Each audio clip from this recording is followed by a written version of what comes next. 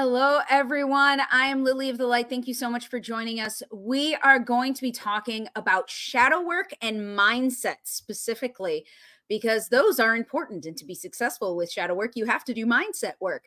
So we are going to jump on with Elizabeth Watson. Hi, how you doing today? Hey, Lily, I'm great. Thanks for having me.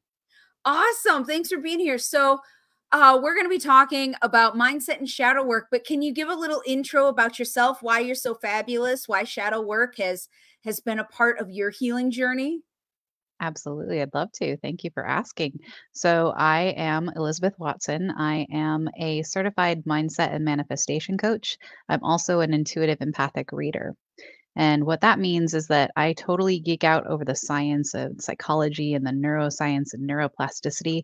And I also bring in a lot of the woo, the metaphysical, the spirit led sort of sweetness. And I kind of find that sweet spot in the middle. And I work really hard to use both of those to help myself, to help my clients on my personal journey. And everything that I work with clients on, everything that I put out there is all a direct result of the things that I've been through in my own life. And that's stuff like battling infertility with 3 success stories and coming out of a severe clinical depression that lasted more than 6 years without the benefit of therapy or medication, just because those were not options for me.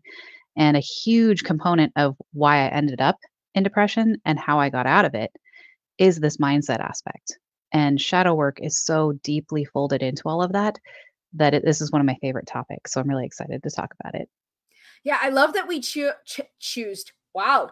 this to discuss, because I feel like there are so many myths about shadow work that are just not true, especially with like things happening on TikTok right now and people sensationalizing it. It's like, oh, it's so wonderful and you're a warrior with it, and all of that is beautiful and superficial in my opinion. Like, so what do you consider shadow work? Like, what is shadow work? So I mean, this is one of those like onion questions. There's so many layers that people peel back, and everybody is going to come to you with kind of their own spin on it. But what I think we all agree on is that shadow work is looking at the aspects of yourself that you don't utilize on a daily basis. It's not like your general persona for work or family or friends or the person you feel like you are the most of the time. It's the person that's more core aspect. It's the subconscious, the internal. And it's a lot of the things we don't like about ourselves usually. And Mhm. that's where that shadow term comes from. It's all of these things that we don't necessarily want to admit about ourselves. And yet we know deep down we have them. And the thing that makes them shadow is because we're always pushing them down. We're always trying to like sweep it under the rug, like hide it behind the curtain kind of thing.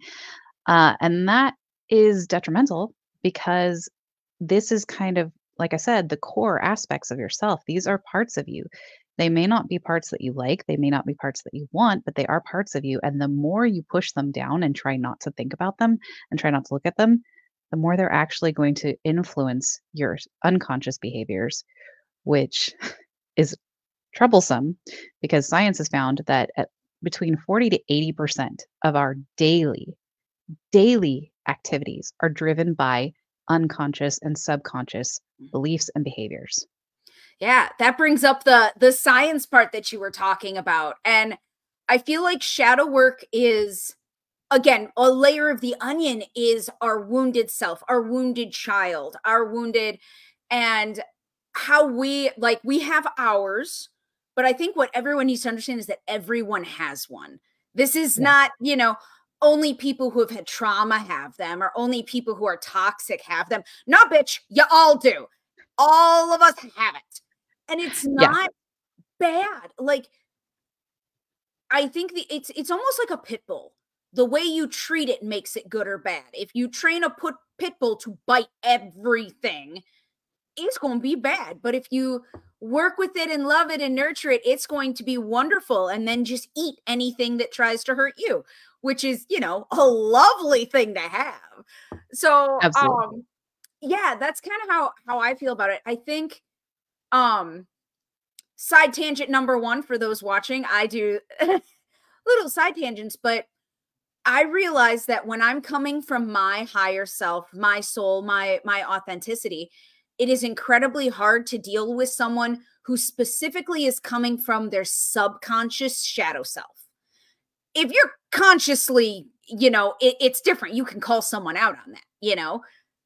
But they were horribly insecure to the point of like being really toxic and not wanting me to be around their life partner. And it was like, why? I don't, and I couldn't wrap my head around it because I wasn't coming from my shadow self. So like there was no continuity with discussion, with communication, with understanding each other. Do you feel like, do you witness that a lot? Like if someone's coming from one place versus another, it changes the conversation tone. Yeah, there's a huge disconnect because these shadow cells, the reason we call it shadow is because it's this aspects that we don't bring into the light, that we try to deny or we don't even know we have. And if you are from a reactive place, if you're from this like triggered place, that's shadow coming to bear. And if you are dealing with someone who either denies that they have this or completely is oblivious to it, you're never going to be able to communicate Mhm, because they're not even going to understand why they have these issues, why they're struggling so much, why they're mhm, so sad or mad or, just paranoid. Like they're never going to understand why they're mhm. coming at it. So you can have as much of a like enlightened or logical or whatever conversation as you want and they're going to hear gibberish essentially because Yeah. they don't understand themselves enough to Mhm, understand where you're coming from and they're going to assign meaning to everything you say. I mean, how many times have you had that conversation where you're like, "Hey, how's it mhm. going?" They're like, "Why are you so mad at me?" What did you mean by that? Well, I love the Right? "You look so good today." What, so you're saying I don't look good on every other day? It's like, "Okay, no more compliments for you." The word that came up, which you said reactive, recently to describe it, one of my friends said, "It's very combative Mhm. to confront someone's shadow self." Not like not even try and work with it or something, but just to like point it out because it is something in the shadow. It's like, no, you're not supposed to acknowledge me. You're just supposed to do everything I say. It's it's rough. It's rough because these shadow cells can run away with us if we're not thinking about it and we're not doing the work. That the story in Peter Pan I love talking about, when his shadow gets loose and it's running all around and it's causing all this Mhm, mayhem. That's legit. That happens. If you don't deal with these things, they're going to find their own ways of coming out because it's just that whether it's trauma or not, it's a loop, right? mhm, Every time you don't deal with it, it's going to keep coming around because these are related to lessons that you're meant to learn. Or it's this dissonance, right? We talk about cognitive dissonance if we're talking a psychology standpoint. You think you are one thing, you act like you're one thing. However, deep down inside of you, you have this other belief. Like you think you're super successful, you've made it to the pinnacle, you are the manager and in charge. However, inside you, there's this shadow self going, I don't know what I'm doing. I'm a total imposter. I cannot possibly do this. You are going to act crazy because these things do not mesh. And So when I you're acting from this conscious place, but your belief is in this other place, mhm. there's nothing but friction that comes from it. Yeah. So what have you found working with the people that you help? What's the biggest difficulty with shadow work that you have found? Understanding that again, it's an onion. There are so many, but like what's one that it's like, yep, in every case, this one comes up. Honesty. This Mhm, is one of the biggest struggles for everybody is being honest with yourself. And it doesn't impact anybody else. Like it doesn't impact me if my clients are not going to be honest with themselves. mhm. I'm going to feel bad for you. Like I'm going to be able to see that you're struggling with this and I'm going to be like all you got to do is but it's that you can lead a horse to water but you can't make them drink kind of thing. Yeah. If you can't be honest with yourself about these things and look at it from an unemotional place, Mhm. then you're never going to be able to do anything about it. And that is like a lot of that has being at the right place, being ready for it, coming at it for the right reasons. Mhm. If you don't have those things in place, then of course you're going to be like, oh, yeah, I'm totally doing the shadow work. I got all these prompts off Pinterest. I'm fine. I'm totally Yes, fine. Everything's fine, right? yes, How the many people have we talked to about superficial. that? Yep. I have found that ego, when I work with clients, ego is the biggest hurdle. Every single one comes, and like we all have ego, but with dealing with shadow work, that is the biggest hurdle that comes up. It's like you're bumping against their ego or their self-righteousness through how they see things. I am right, and this is why I'm right and you're wrong. And it's like they forget that dialectic exists, the both and, the harmony, the Hmm. balance. Two things can be true at the same time. Your parents could have loved you and fucked up a lot. And so it's the duality and the both and of it that I find a lot of clients just that's a hurdle. It's and they can get over it. You're right. If they're honest with themselves. I also feel like shadow work is humbling. Like you don't get to think no one is high king shit at shadow work. You know, people who are like, "Oh my god, I am the best." I'm like, "That's your ego." We're all just working on it and being cuz I mean, your shadow is humbling. Like it's showing you, like you said, the things that you may not want to see, the parts of yourself that you're not quite comfortable with or like, the parts of you that you may not even respect or love live in Oh, your shadow especially self. those parts, Yeah. especially those parts. And here's the thing about shadows. They are not bad. Mm-mm. They are not good or bad. And you assign meaning to them. But the same thing that you might hate about yourself, like maybe you have decided that you're just the laziest person in the world and that's your internal belief and you hate that. Mhm. And that has driven you to be this high performing, high energy Mhm. person because you are constantly running from that shadow. And that has, developed into this really successful career and all this abundance and prosperity and everything. And yet you're miserable and burnt out because Yes. you're operating from a place of trying to get away from it. Now Mhm. it's developed goodness, like it's developed these amazing Yeah. blessings that you would think Silver of. lining. But yeah, it's leaving you like drained and a shell of a person. And that's really the thing here is that we're not, like you said, all one thing or another. We're not all light, we're not all dark. Mhm. We exist in the balance between the two. So you can't be one without the other. This comes back to one of those debates that has gone on since the dawn of time. Like, is there ever a truly altruistic act? Or is everything motivated from some sort of selfishness? And, you can bring up all of these figures from history, Mother Teresa, Gandhi, blah, blah, blah, blah, blah, blah, blah, and on and on. Mhm. And the most fine-tooth combed can find some ways in which those people directly benefited Mhm. selfishly from the work they did, Mhm. regardless of how amazing and selfless it might have been. Yep. So then you have to ask yourself, what were their shadows? What Mhm. brought them to those places? Yeah, and I And think it's some of it, no, go. go ahead. Sorry. Yes, go, you're on a roll. Keep going. Well, here's the thing is that some of it is stuff that we develop from our own life experiences. It's things that, we've gone through enough of these relationships that we've decided we're unlovable, or we've landed in the same job over and over again and we've decided we're incompetent in some way or stupid. But a lot of these things are not things that we did to ourselves. They're actually things that got put on us as we were being raised. And this is where the psychology comes into it, the mindset aspect, because these are what is referred to as limiting beliefs. I'm sure everybody's heard of those, the imposter syndrome, the inner critic, victim mentality, scarcity mindset. All of those are aspects of the same thing. So when people talk about doing, limiting belief work or, getting affirmations and getting empowered, you're actually doing shadow work. But it sounds a lot less scary when you talk about it in aspect. But it's the same thing.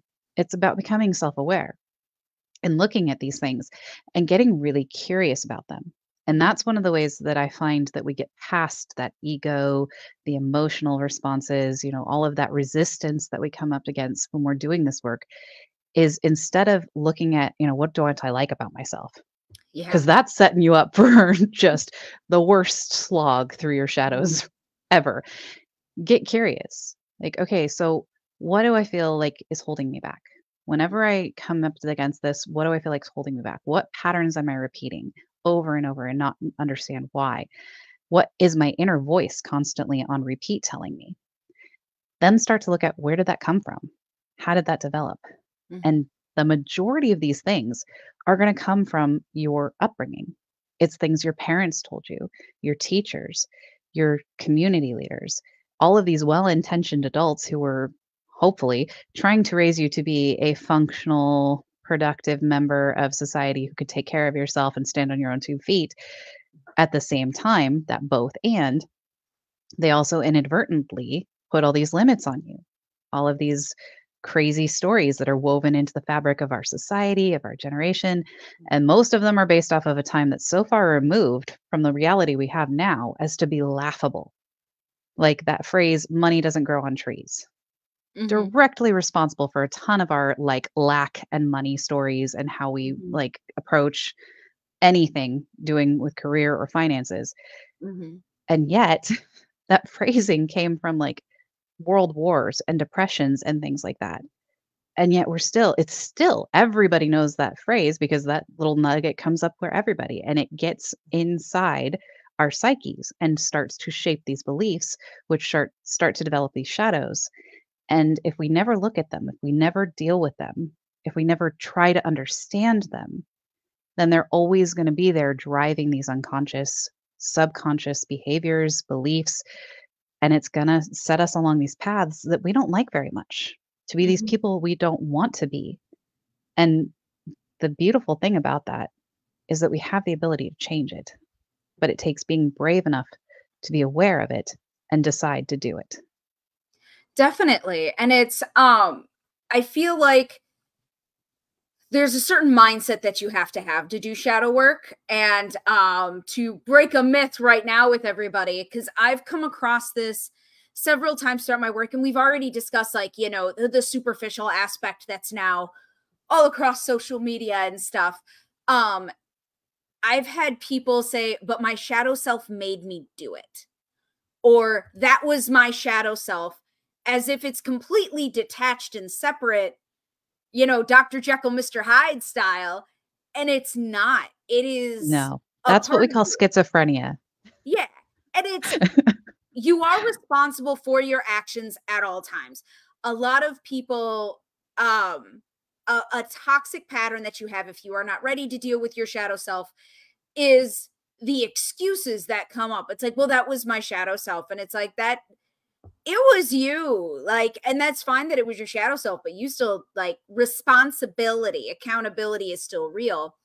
And Yeah. it's almost like, so people who use it, it's that superficial, like, oh yes, I am acknowledging that this is my shadow self, look how far I've come, when really it's like, oh, look how manipulative and shadow, like, you're just giving it a big hug and letting it drive the bus. Peter Pan did not get his shadow back, is what is what's happening. Raven Rising is checking in and saying hi, hello. They were one of the speakers at the Silent Symposium last weekend. Thank you so much Mhm. for tuning in. Um, so yeah, like the shadow self, I believe that all spiritual work is valid and beautiful and needed to grow on an authentic path. Awesome. And it takes a very different mindset to do shadow work versus psychic development versus mindfulness and meditation. Like, all of those take a different mindset. And you're also battling different paradigms with each. So when people put it underneath this umbrella that it's like, oh yeah, I'm coming into it with, it's all light and love. And if I just take a deep breath and think positive, it's going to be great. So do you find that it takes a different mindset to do a reading, an intuitive reading, versus doing shadow work? And if so, how do they differ for you? Oh, I mean, absolutely. It's a 100% different. It's coming from different places. It's accessing different things. When we're opening ourselves up to doing readings or developing our psychic senses and things like that, we are opening ourselves, right? We're opening ourselves up to the external, to the divine oneness, to the universe, spirit, whatever you want to think about it as. We're opening that channel. Versus when we're doing shadow work, we're diving deep inside. It's not about opening up to the external, it's about really going into the internal. And there's this need to, suspend disbelief when you're working with your senses and trying to, hone skills and things like that. You have to be open and accepting of everything versus shadow work requires really becoming the detective, the scientist, the observer, the analyticals. You have to take away the feeling. Mhm. Whereas, you're diving into the other stuff, it's all feeling. This one requires taking away the feeling because that's where ego is going to come into play. That's where the emotions are going to get bruised. Those are not needed in this process. They will have their place and there will be healing to be done after the fact. But when you're really diving deep, what you need to do is you need to look at it from a perspective of where did this come from? How does this make me feel? Why do I have this? Do I want to keep it? What would it be like if I changed this? What am I doing because of this? And do I think that's serving me? Is that leading me to my highest self? Or is this something that I need to start to release in order to come to my next level? And here's the bad news, my friends. It's not going to be pretty and it's never going to be done. Okay. The same thing that you deal with and resolve now is going to come back up. And that's not because you didn't do the right work right the first time. It's actually a good thing because it means you've transitioned to the next level of self. You've leveled up and it's come back around in a new aspect. It's a new perspective of it. And that's part of the human experience. Now, some of them will fall away because they're little things, but the big ones, they're going to come back around. And that's okay because now you know how to deal with it. And it's not, you don't need to be scared of it. We call them shadows and people are like, oh gosh, I don't want to look at that. That's really scary. It's not. It's just you. It's just a different side of you.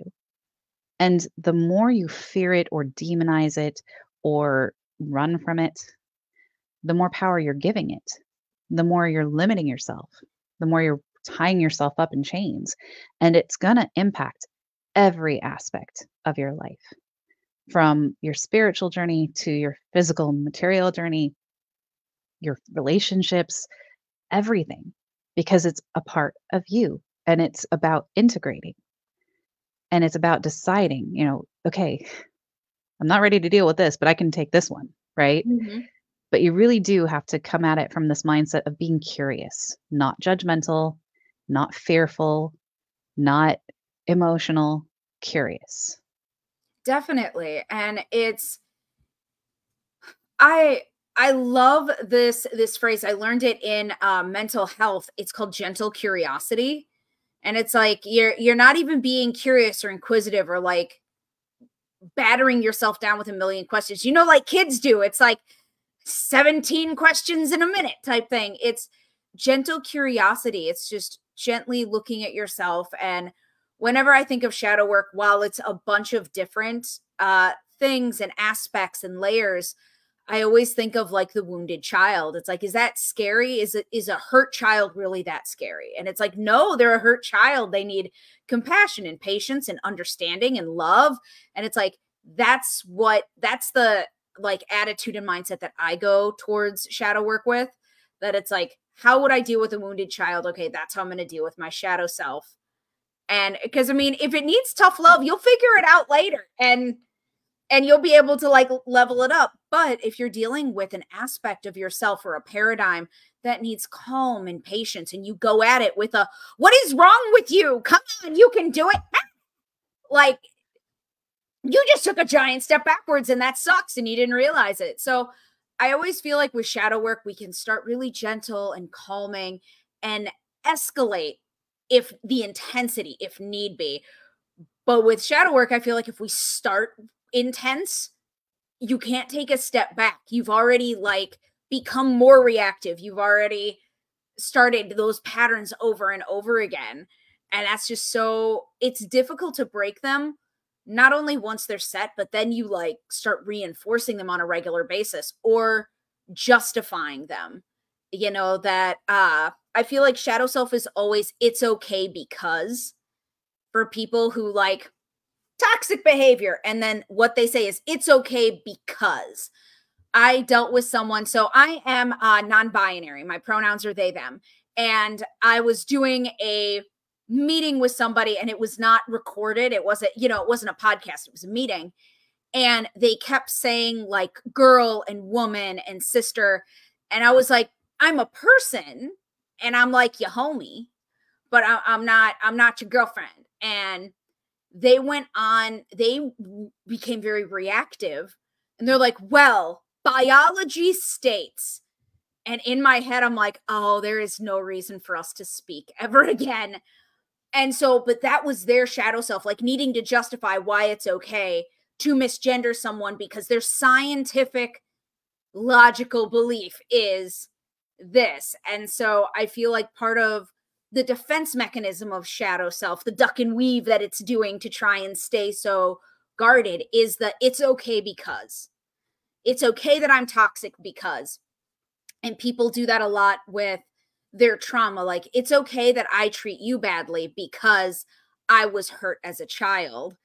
I had Mm. someone say they have abandonment issues. And so other people's time doesn't matter to them because that's part of their healing, is to not respect anyone else's time, because that's a sign that they have abandonment issues and they have to honor the fact that they have abandonment issues.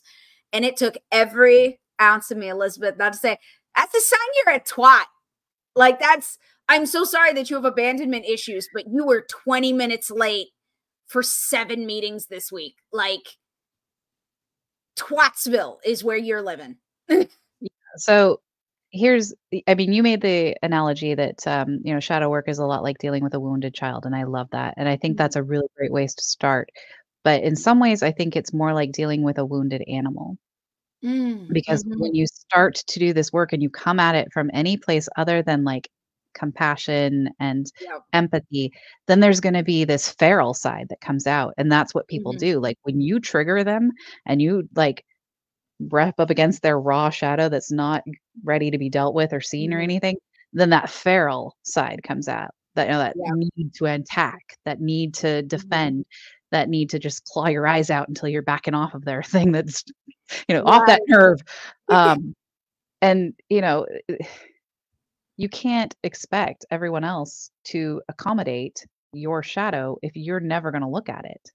Yeah. And that's the kind of thing that, these people are running around the world with is it's Mhm. not an excuse to change the rules for just you.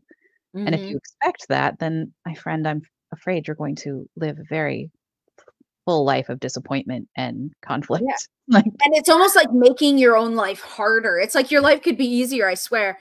And I'm sure, as you know, as we have talked in meetings and on this, I'm a sassy diva for the most part. And like, I'll say sassy stuff. And when dealing with someone's shadow self, like, I will never start with maybe you're just a twat. It always starts much more gentle, because you're right. Like, it is so, that word that was combative, and like that word just resonates with me once I heard it.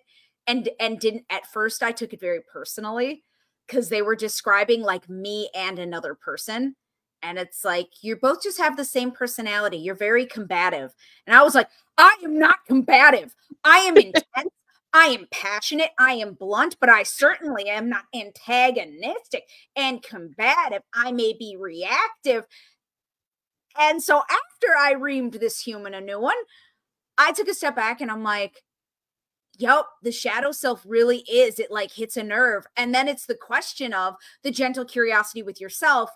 Why is that word bad? And then it goes to the paradigm. For me, it went to the paradigm of being raised feminine and woman. And it's like, you're not allowed to be assertive. You have to be agreeable at all times. You are a bad person. You are a bad woman if you are seen as anything other than a demure little flower, which is really ironic considering my name is Lily, that like I was supposed to be a delicate flower, and I just turned into what I lovingly say describe myself as is a feral house cat. Like, I was a feral animal that someone tried to domesticate, and now I have to be fed on a regular basis and only touched on my terms. I am a feral house cat. But once I am fed and pat on the head and told I'm pretty, I am the nicest thing ever. Yeah. Right, but like you said, it's about being curious, right? Because I'm gonna be honest with you, when we get when we're reactive, when we're triggered, when we're in those states of conflict, you're not doing the work then, okay? Forgive yourself. It's gonna happen. Yeah. There's gonna be these missteps. But the good thing about them is that they show you where you need to do some work. If you Mm-hmm. can come at it from that, okay, well, this just happened.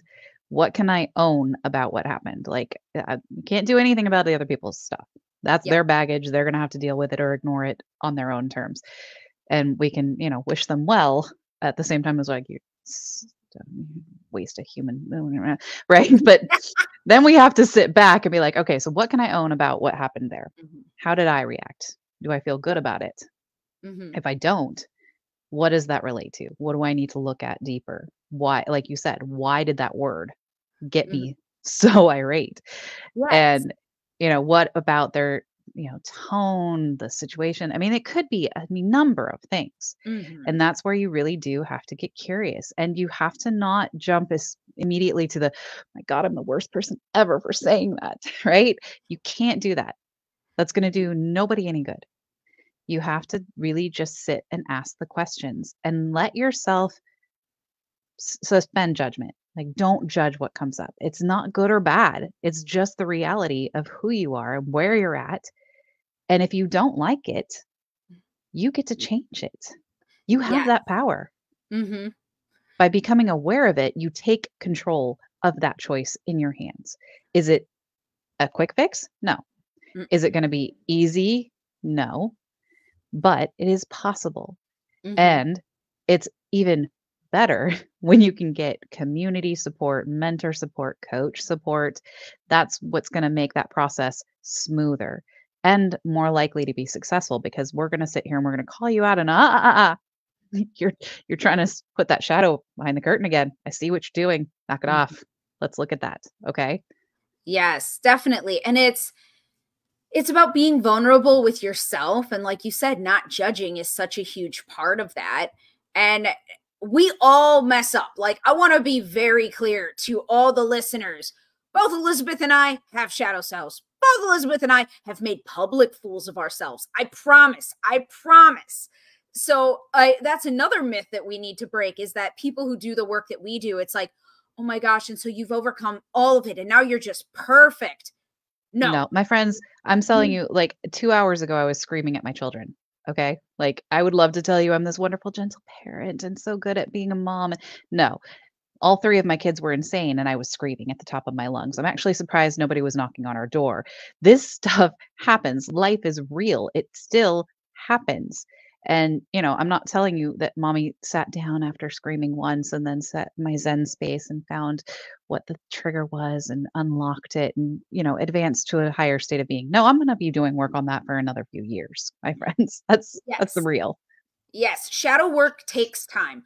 All spiritual work takes time. Anyone who says, oh, I can fix this in a moon cycle or I can fix this in one session is not real. You may see improvement. You may see a placebo effect. Those things happen. But to do long lasting, real work takes time and commitment. And that's why I have my membership program. That's why Elizabeth has sessions that you can do. It's so that we can help you and hold your hand and support you as you discover your shadow self and then start to work with and heal and communicate and have a beautiful relationship with your shadow self. I always tell people I dance with my demons. I have tea with the skeletons in my closet, and I made friends with the monster under the bed. To me, all of those things are different aspects of my shadow self metaphorically. And I wanted to have a relationship with them. And so when I looked at it, I do really good with metaphors. And so when I looked at it as a metaphor, it's like the skeletons in my closet, all those scary things about my PTSD and my past and my trauma and my abuse. Once I sat down and had tea with them and was like, let's just chit chat, it became so much easier. My demons, the urges I have that are extremely like unnerving to me, like my anger is really intense and stuff. And that comes again from abuse. But Like once I started dancing and having fun with my demons, with the metaphor of these intense feelings that are inescapable, my life became so much better once I changed my relationship with my shadow self and made it a relationship. And like you can do that. You can, and however it works for you, it's finding the paradigm that works for you. I made relationships and metaphors. Other people do like physical representations. There is, oh, hang on, I'm gonna grab them. Hang on, everybody. This is Daryl, the emotional Hi, support Daryl. duck. So while a lot of things are metaphors, he is my I'm not good enough self-talk duck. So he's my emotional support duck. But my therapist was actually like, would you say this? So anything I say inside my head has to be said to him. And people are like, oh, well, that's stupid. And I'm like, I would never be mean to Daryl. Daryl is doing his best. Daryl is rocking it out in a shitstorm of a life. You go, Daryl, you go. And people are like, so that's how I changed talking to myself, is that I got a physical representation that I can look at and sit down and talk to. Because the way we talk in our heads, if we actually said that out loud, whether to a wall or a pillow or a duck, I feel like a lot of people wouldn't be able to say it out loud. The I suck, you know, I'm not good enough. Maybe I don't deserve this, you know, just and saying even more vile things that I'm not going to say because I don't want to trigger anybody. But yeah, so wrapping up, what is the best way to do shadow work and maintain mental well-being? So this is going to be kind of individualistic. It's going to be about what you need to maintain your best emotional, mental, physical state of well-being. And for some of us, it's going to involve professional help. I'm going to be really honest here. You may need a therapist, you may need a mentor, a coach, you may need a lot of them. You may need Mm-hmm. all of them. You Yep. may also need therapy, like Yeah. medication. It And I it want could to be all of interject those things. something. Let's be honest, not some, most of you will need either me or Elizabeth. Most of you will need a therapist. Most of you will need a counselor. And therefore there is no shame. The vast majority of us seek professional help for our shadow work. Just saying. Continue, my darling. Yeah, absolutely. Do not feel like there's anything wrong with you if you need that help. If this is truly like, if you are feeling distress on a level that you know is not okay for you, don't continue. Stop. Okay. Back away, get some support. I don't care what it is. Start looking at your options because this is not meant to be painful. It's not going to be pretty, but it is not meant to be painful. And if it is painful, then you're going about it the wrong way. Okay? There is like Lily said, there are gentle ways to do this. And like I talked about, there are ways to do it without the emotions being involved and dealing with those after the fact. And there's whole processes that you will need to find the one that works for you. So again, this is going to come down to honesty. It's going to come down to self-awareness, which really is the key about this whole thing anyway, is becoming self-aware. Mm-hmm. And you're going to need to really think about like, okay, I mean, even to the time of day, like, is morning a good time for me? Or is that when I'm already like dragging and tired and reactive? And that's not a good time for me to spend the time. Is night the good time for you? Is it, before meditation, after meditation? Think Full about what stomach. you need. Yep. Like, let me tell you what the difference between energy work, spiritual work based on fed or fasting is so different depending upon the person. I am a big believer in a snack before I do anything, and preferably one that raises my vibration. And with shadow work, it's one that calms me down. Mhm. It's like having a snack. So before doing this, I actually ate chocolate. And I was like, yep, I want to be nice. I want to be indulgent with myself. Let's do this. Before like spiritual work, I'll eat like fruit. I'll eat fresh fruit. And that always makes me like just a little bit more uppity, like in a really Well, and positive then way. some other people might need it afterwards. Yeah. Maybe after is when you need to indulge in that to soothe yourself. Maybe it's a cup of tea or a cup of coffee. Maybe it's a warm blanket. Like all of these somatic things are important. Another thing to think about is physical movement. Like, do you need to do this while you are walking so that so you're giving your body something to do with all that frenetic energy? Or do you need to be really calm, Maybe you Mhm. need to exhaust yourself with a workout first, or maybe you need to have that to look forward to afterwards. Be super aware of yourself and try different things. Like you don't have to know right now. It can be something that toe into and start looking at and find what makes you feel the most present, the most calm, the most detached from needing to have the ego or the emotions jump in, needing to judge, needing to assign good or bad to it. Like give yourself what you need to be in that space before you start to do this. And Absolutely. know that this process has so much value. Like we're talking about how complex it is and what the goods and the bads and what can happen if you don't do it, but know that there is so much good that can come from this work. There's a reason you hear so many people talking about it and so many people are talking about doing it, is because this gives you a level of empowerment that you cannot at this stage comprehend. The Mhm. freedom, the emotional liberation, the calm that comes from integrating these parts of yourself, from consciously deciding what you want and what you don't want, from how you want to be, from where you want to go. There's no way I can give you a description of it. It's just next level. It is transcendent. And if you start to think about it from this perspective, all of this is energy. And we've already started to become more and more aware of the physical, medical health factors of energy, of stuck energy, of leaving that in your body.